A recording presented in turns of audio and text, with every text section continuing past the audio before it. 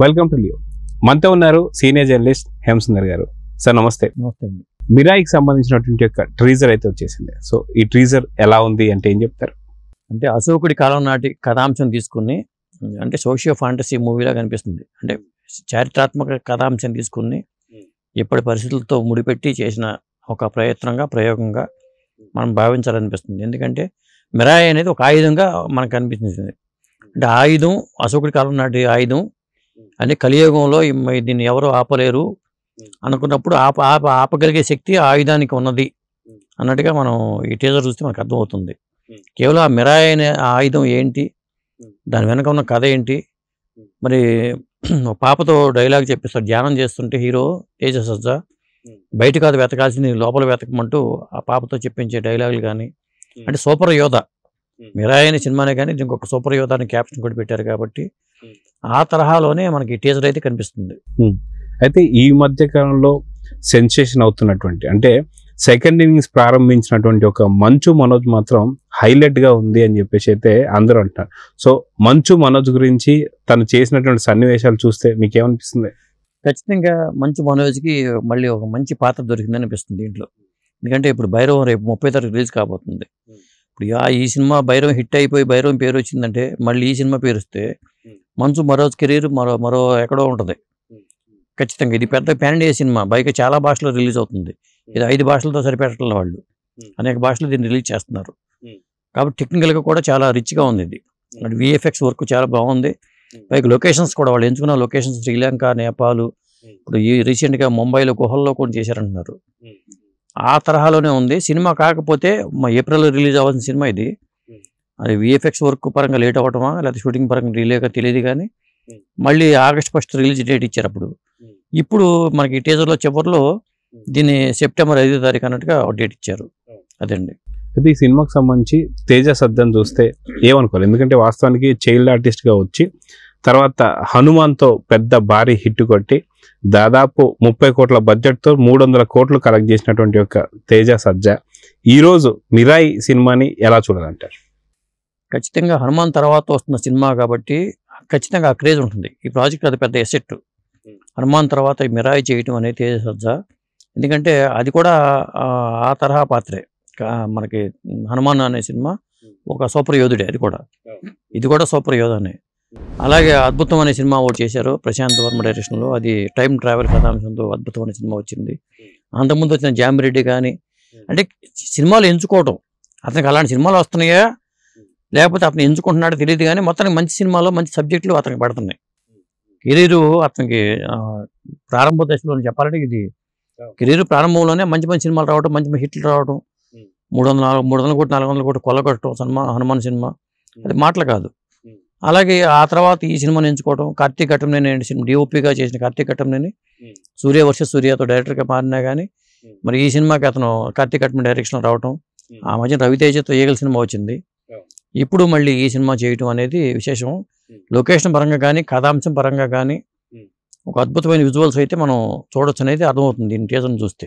అయితే కుర్ర హీరోలలో తేజ సజ్జా భవిష్యత్తు ఎలా ఉండబోతుంది ఈ మిరాయి టీజర్ చూసిన తర్వాత అంటే మీరేం చెప్తారు? తేజ సజ్జా చిన్నప్పటి నుంచి నాకు తెలిసిన వ్యక్తే.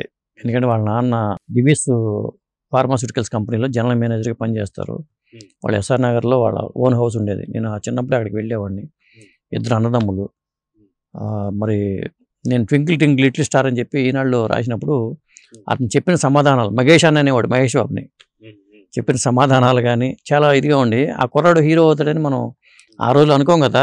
చైల్డ్ ఆర్టిస్టులు చాలా మంది వస్తారు, అందరూ హీరోలు కాలేరు, కానీ మంచి ఫ్యామిలీ బ్యాక్గ్రౌండ్ ఉన్న కుర్రాడు అతను.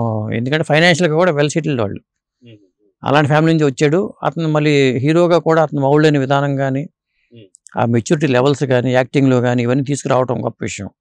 అంటే మొదటి నుంచి తనకి ఇంట్రెస్ట్ యాక్టింగ్, అదే కంటిన్యూ అయింది. వాళ్ళ ఇంట్లో కూడా ఎంకరేజ్ చేశారు. వాళ్ళ బ్రదర్ కూడా ఒక సినిమాలో 2 సినిమాలు చేసేయడం, కానీ అతనికి ఇంట్రెస్ట్ లేదు, జగదీష్ అనే ఉండేవాడు. కానీ అతను మాత్రం ఎదిగిన విధానం కానీ మంచి మంచి సినిమాలు రావడం కానీ వాళ్ళ మదర్ ఎంకరేజ్మెంట్ బాగా ఉంది తేజ సజ్జాకి. సో ఓవరాల్గా మళ్ళీ మంచు మనోజ్ దగ్గరికి వచ్చేసరికి ఇప్పుడు ఈ యొక్క ఏదైతే సీన్స్ ఉన్నాయో చాలా పెద్ద ఎత్తున మంచి చాలా భారీ రెస్పాన్స్ అయితే వస్తుంది మనోజ్కి. సో మనోజ్ ఇది సెకండ్ ఇన్నింగ్స్ లాగా అని చెప్పేసి ఇందాకే అనుకున్నాం కాబట్టి విలన్ పాత్రలో ఎప్పుడు మనం చూడలేం మనోజ్ని. సో విలన్ పాత్రలో ఎలా కనిపిస్తున్నాడు అంటే ఏం చెప్తారు? ఖచ్చితంగా అతను మళ్ళీ ఒకప్పుడు మోహన్ బాబు గారు మంచి విలన్ పాత్రలను అద్భుతంగా పోషించేవాడు ఆయన. అలాగే పేరు వచ్చింది. మోహన్ బాబు గారికి హీరోగా కన్నా విలన్ పాత్రల ద్వారానే పేరు ఎక్కువ వచ్చింది. అలాగే శ్రీహరికి హీరోగా కన్నా విలన్ పాత్రలే పేరు వచ్చింది. ఇలా చూసుకుంటే ఖచ్చితంగా మరి అతను విలన్ అనుకోవాలా లేదా సెకండ్ హీరో అనుకోవాలి తెలియదు.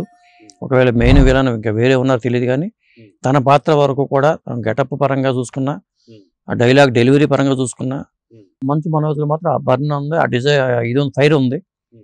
ఖచ్చితంగా అతను మళ్ళీ ఈ సినిమాతో క్లిక్ అయ్యి మరి ఒక మంచి స్థితిలో ఉండొచ్చు అనిపిస్తుంది. ఎందుకంటే తనంటే గెట్టిన వాళ్ళకు కూడా ఈ పాత్ర చూసుకుంటే ఈర్ష్య కలిగేలాగా అనిపిస్తుంది. అలాంటి అవకాశం వచ్చింది ఈ సినిమాలో. అవకాశం, ఆ పాత్ర అతను రావడం గొప్ప విషయం అని చెప్పాలి. ఎందుకంటే సాధారణంగా ఇలాంటి పాత్ర వచ్చినప్పుడు మనం ఈ బాలీవుడ్ నుంచో వాళ్ళని తీసుకొద్దాం వీళ్ళని తీసుకొద్దాం అనుకుంటారు, కానీ మన దగ్గర ఉన్న నటుని గుర్తించరు.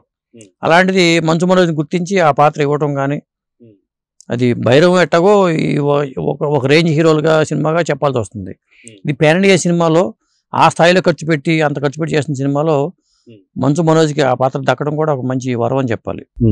అదే మనం చూసుకుంటే ఈ టీజర్ లో లాస్ట్ ఎండింగ్ లో పెద్ద పెద్ద పాదాలతో ఒకళ్ళు నడుచుకుంటూ వెళ్తున్నటువంటి ఒక సందర్భం మనం చూస్తాం. అది ఎవరిది అంటే ఏం చెప్తారు? అది మరి సస్పెన్స్ క్రియేట్ చేశారు.